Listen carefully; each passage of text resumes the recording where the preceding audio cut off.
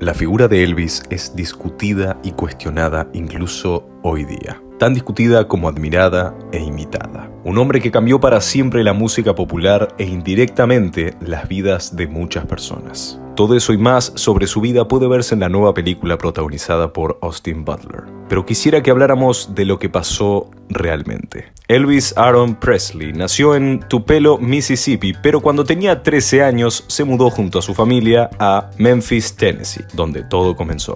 Sus influencias fueron la música country gospel, que escuchaba en la iglesia, y los maratones musicales a los que acudía regularmente, así como la música de rhythm blues que absorbió en la histórica Beale Street.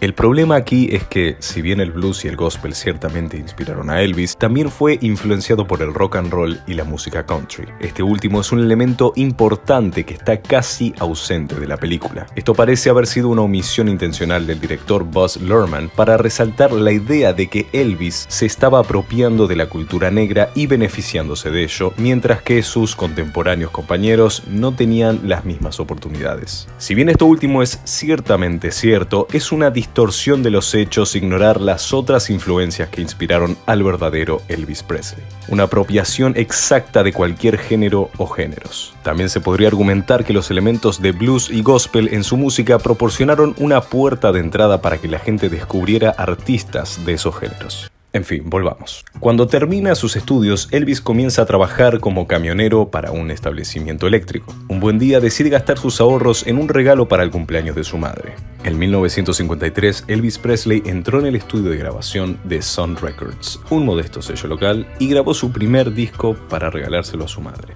El biógrafo Peter Warnick opina que eligió la compañía Sun Records con la esperanza de ser descubierto. Cuando la recepcionista Marion Keisker le preguntó qué tipo de cantante era, Presley contestó: "Canto todos los tipos". Cuando le preguntó cómo quién sonaba, respondió: "No sueno como nadie".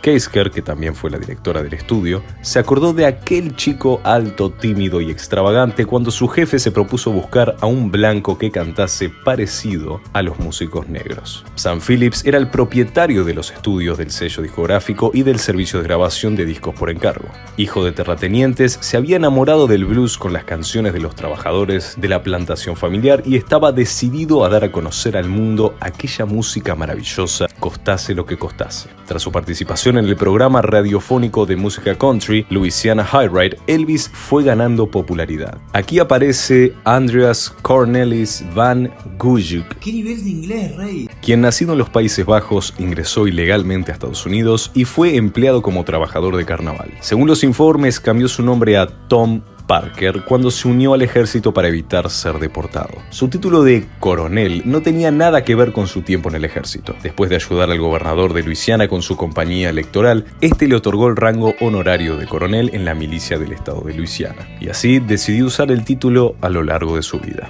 Tom Parker ya estaba manejando al exitoso artista de música country Hank Snow. Cuando su asistente vio actuar a Elvis en una de sus presentaciones, le sugirió a Parker que debería echarle un vistazo.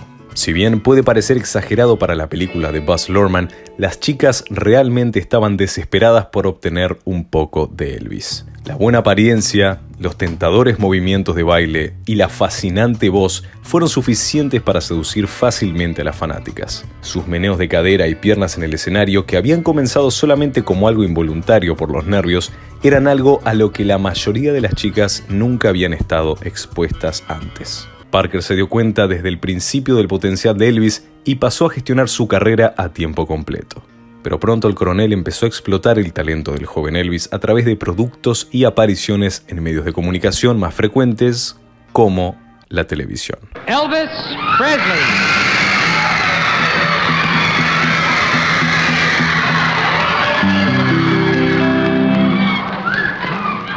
Pero los movimientos característicos de Presley comenzaron a ser tomados como bastante provocativos, por lo que se tomó la decisión de que las cámaras solo lo tomaran de la cintura para arriba. Fue precisamente el presentador Ed Sullivan el que tomó esas medidas sobre las tomas de Presley, pues después de ver sus presentaciones en el show de Steve Allen, Ed mencionó que se podía ver todo lo que había debajo de sus pantalones con esos movimientos, que para algunos era considerado incluso vulgar e inmoral. Se llegó a tramitar una amonestación judicial que le prohibiera bailar. La respuesta del público en los conciertos de Presley comenzó a volverse cada vez más febril. En varios conciertos se añadieron 50 guardaespaldas a la fuerza policial para prevenir los disturbios entre el público, hasta que un 24 de marzo de 1958, Presley se alistó en el ejército estadounidense como un soldado raso o soldado cabo peón. Presley robó los corazones de innumerables mujeres, pero según algunos, el cantante clásico solo tenía ojos para una mujer: su madre Gladys. Mientras él crecía, Gladys Presley, tal vez traumatizada por la pérdida de su hermano gemelo, siempre lo mantuvo cerca y sobreprotegido. En agosto de 1958 se difundió la noticia de que Gladys estaba enferma. Elvis, que en ese entonces servía en el ejército y estaba estacionado en Alemania, viajó rápidamente a casa para verla y llegó justo a tiempo, porque ese 14 de agosto Gladys Presley murió a los 46 años. Aunque la causa fue un infarto, fue encontrado más tarde que uno de los factores contribuyentes fue la insuficiencia hepática debido a la intoxicación por el alcohol. Cercanos a Elvis dijeron que él nunca volvió a ser el mismo. Pero tiempo después, en Alemania Occidental, mientras servía en el ejército, conoció a Priscilla Baudio. Dato curioso, Priscilla solo tenía 14 años y Elvis 24. Los padres de Priscilla inicialmente no estuvieron a favor de la relación y le prohibieron ver a Elvis, pero el cantante se presentó en su casa para mostrarse ante ellos como un chico enamorado y con las mejores intenciones, vistiendo su uniforme para impresionarlos. 4 años después, los padres de Priscilla le permitieron mudarse con Elvis para estar más cerca de su pareja mientras continuaba sus estudios. Se mudaron a la icónica mansión Graceland, justo antes de graduarse, bajo la promesa de que se casarían, lo que ocurrió en 1967, cuando ella cumplió 21. Al salir del ejército, Presley dio pocos conciertos. Sin embargo, en la década de 1960, guiado por Parker, procedió a dedicarse a filmar películas para Hollywood y bandas sonoras, muchas de ellas ridiculizadas por la crítica. La única hija de Presley, Lisa Marie, nació el 1 de febrero de 1968. Durante una etapa en la que el cantante comenzaba a sentirse extremadamente infeliz con su carrera. De los 8 sencillos que lanzó entre enero del 67 y mayo del 68, solamente 2 figuraron en el top 40, y ninguno de estos logró posicionarse más arriba del sitio número 28. En la segunda mitad de la década de los 60 comenzó la llamada invasión británica, protagonizada por grupos como los Beatles y los Rolling Stones. Esto mismo conllevó cierta erosión en la popularidad del cantante, agravada por una aparente crisis artística que se prolongaba hasta el 68, cuando Parker logró un acuerdo con la NBC en donde la compañía aceptó financiar un programa en vivo del cantante, además de transmitir un especial navideño. Grabado a finales de junio, el especial, conocido simplemente como Elvis, se transmitió el 3 de diciembre de 1968. Posteriormente llamado El Especial de Regreso, el programa mostró a Presley cantando con una banda frente a una pequeña audiencia, convirtiéndose en las primeras actuaciones en vivo del artista desde el 61. En los segmentos en vivo, Presley vistió un ajustado traje de cuero negro y tocó la guitarra e interpretó varias de sus canciones en un estilo desinhibido semejante al de sus primeras interpretaciones de rock and roll. El director y coproductor Steve Binder había trabajado lo suficiente como para hacer que el cantante se sintiera cómodo y producir al mismo tiempo un programa que fuera distinto a la hora de villancicos que Parker originalmente planeó.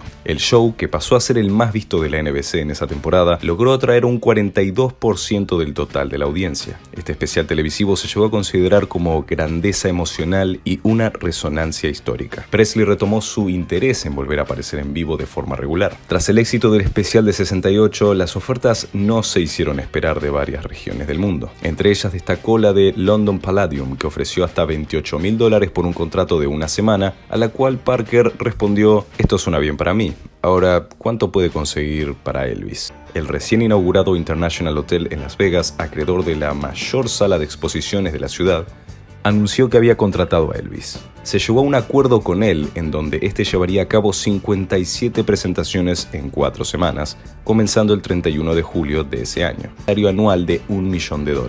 Presley regresó al International Hotel a principios de 1970 para cumplir con el primer compromiso anual de los 2 estipulados al año en el contrato, llevando a cabo 2 espectáculos por noche. En esta serie de presentaciones, el cantante recibió amenazas de muerte donde le exigieron que le pagaran a los amenazadores $50.000. Se sabe que Presley había recibido anteriormente otras amenazas de muerte desde los años 50, aunque en ocasiones él no llegaba a enterarse de las mismas. El FBI tomó con seriedad la amenaza, así que se predispuso de un equipo de seguridad en el hotel al menos por los siguientes 2 espectáculos del cantante. No se reportó incidente alguno en dichas presentaciones. El 21 de diciembre de 1970, Presley llevó a cabo un osado encuentro con el presidente Richard Nixon en la Casa Blanca, en el cual le expresó al mandatario su patriotismo y su desprecio hacia la cultura de drogas hippie. Ante esto le pidió una medalla de la Oficina de Narcóticos y Drogas Peligrosas para guardarla con otros objetos similares que había estado coleccionando y que significaban para él una aprobación legal de sus esfuerzos patrióticos. Nixon, que aparentemente encontró incómoda esta reunión, expresó su creencia de que Presley podía enviarle un mensaje positivo a los jóvenes y que era por lo tanto importante que él conservara su credibilidad. Vale aclarar un dato. A lo largo de toda su carrera, Presley se presentó en solo 3 lugares fuera de los Estados Unidos, todos ellos en Canadá, durante breves giras de 1957. Tom Parker rechazó en definitiva cualquier proyecto de Presley para trabajar en el extranjero y afirmó que la seguridad en el exterior era pobre y que los recintos eran inadecuados para una estrella de su magnitud. Años después, se reveló que Parker no poseía los papeles necesarios para realizar giras internacionales, al ser inmigrante ilegal, como mencionamos anteriormente. En septiembre de 1973, un empleado de nombre Mario había enlazado una buena amistad con Presley. Mario le pidió al cantante que visitara a su esposa que padecía de cáncer en el momento, y los funcionarios del hotel, al enterarse de esto, quisieron despedir a Mario, dado que lo tomaron como un acto de abuso. Elvis, enojado con la situación, dio unas palabras sobre el escenario, revelando las intenciones del hotel de despedir a su amigo. Terminado el show, el coronel Parker y Elvis tuvieron una discusión al respecto en su vestidor. Elvis terminó por confrontar y despedir a Parker. Pero al día siguiente, el coronel redactó una factura por la que, según él, Elvis le debía, llegando a la cifra de $2 millones. Elvis finalmente cedió, principalmente porque no podía pagar la suma, y volvió a trabajar con Parker. Por último, la ciudad de Las Vegas lo entusiasmó. La vida nocturna, la música, el blackjack, las excursiones por el desierto de Nevada, las coristas que se las ingeniaban para colarse en su suite, fue todo amor a primera vista. Se dejó seducir por el punto de extravagancia y de locura que plumeaba en aquel enorme parque de atracciones en el que todo parecía posible. La verdad es que Elvis seguía siendo un éxito, conservaba intacta la voz y la presencia escénica. Y allí pasó muchísimo tiempo, dando conciertos continuos, cultivando su reputación y alternando con compañías dudosas, mientras su esposa Priscilla lo esperaba en la mansión familiar de Graceland en Memphis.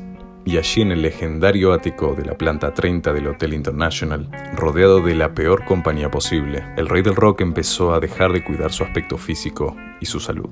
La actriz, cantante y modelo Linda Thompson, una de las últimas novias de él, cuenta que convivió con un Elvis bravucón, intoxicado y desquiciado. Elvis se había consumido y echado a perder a una edad prematura. Así como su vida profesional, las cosas no mejoraban en lo personal tampoco. El divorcio de Presley ocurrió el 9 de octubre de 1973. A partir de entonces comenzó a enfermar cada vez más constantemente. Hacia finales del 73 fue hospitalizado por los efectos del abuso en el consumo de Demerol. De acuerdo con su médico de cabecera, Presley sentía que al obtener las drogas de un doctor no era el adicto común de siempre que salía a las calles a conseguirlas. Se había programado que Presley volara fuera de Memphis en la noche del 16 de agosto del 77, con miras a iniciar otra gira. Esa tarde lo encontraron inconsciente en el suelo de su baño. Ante esto, los médicos intentaron reanimarlo. Sin embargo, no lo lograron. La muerte del cantante se hizo pública oficialmente a las 3:30 de la tarde en Baptist Memorial Hospital. Elvis Presley falleció en Memphis a la edad de 42 años, a causa de un infarto agudo de miocardio. 80.000 personas participaron en el proceso hacia el cementerio de Forest Hill, donde Presley fue enterrado al lado de su madre. A pesar de su acelerado declive, Elvis Presley se ha convertido en un ícono del siglo XX y en una de las figuras más relevantes de la historia de la música popular, como atestiguan sus millones de fanáticos a lo largo de la historia, sus más de 100 discos de oro y platino y un legado incomparable.